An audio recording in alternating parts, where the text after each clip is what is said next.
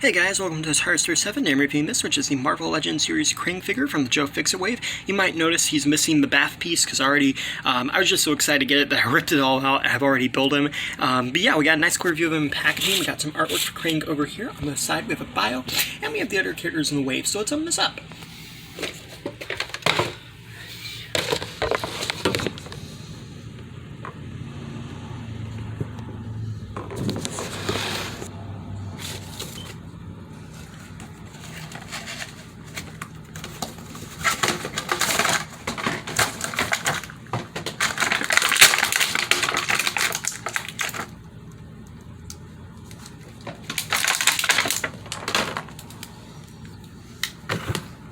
So here we have the Kang out of packaging, and as you can see, he just looks really, really good. They did a great job with his head. You know, it definitely looks like that classic Kang head. It's blue with the lighter blue and the blue lines that go through it. I really like it. There's not really much paint bleed either. Also got this round, kind of like dome shape. Let me kind of move this back where it's more in frame. Here, let me fix this.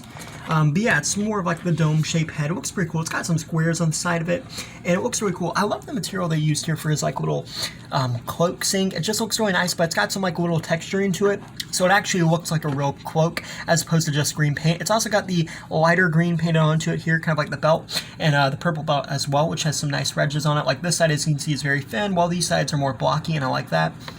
I also like how they did kind of like these puffies here, and like it's creasing and wrinkling. And something really cool is here, like you'll notice he doesn't have double jointed elbows, but you can't see the pin.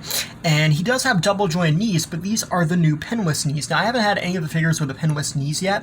I have had the pinless Wolverine that came out from Amazon for the arms, but I haven't had one on the legs yet. So this is really cool, and I really love that they did this. You know, Krang's a new figure, so it makes sense that they would start here. And it just looks so cool. You got the lines that go through it, and I love this. I love that they did this. And in terms of articulation, he's got a 360 of the head. He can look up and down, 360 the arm, swing out the shoulder, bendability there, and a 360. There isn't a 360 here, I don't believe. I mean, it kind of looks like one, but it doesn't move. And you do have 360 the wrist, and it hinges. And the ab crunch comes forwards and backwards, but you can also go sideways. There's not a lot, like same with the head, because of how they did the head, there's not a lot of movement. So he is limited, but he does look really nice, so I mean, that's good. The legs come forwards, backwards, and outwards. You got a 360 there. Double jointed knees, let's see if they work, because I know a lot of people are worried about these. They do work pretty well. You know, it's a little stiff, but a lot of these are stiff when you first get them out, but I do like that. I like how they made it look too, and the feet move up and down and go side to side. No boot cut, which would have been nice, but regardless, I think it's pretty good. And it's a new style of articulation, but I think it works well for Kang. And for accessories, you get these two grip hands. You also get a trigger hand and this futuristic looking gun to go in said trigger hand, which looks really cool. And here's Kang holding the blaster. Now, I will say, getting the blaster into his hand is not very easy because of how they shape the blaster. It does have like the trigger finger, so you can put the finger on the trigger, but I will tell you it's going to take you a minute because just the way this is sculpted here, it's not like you can just slide it through. You have to kind of like wiggle with it for a second. And unfortunately, I don't have anything with it to compare with at the moment. But yeah, overall, I think this Kang action figure is really cool. You know, Krang's going to be the villain of the next Ant-Man movie.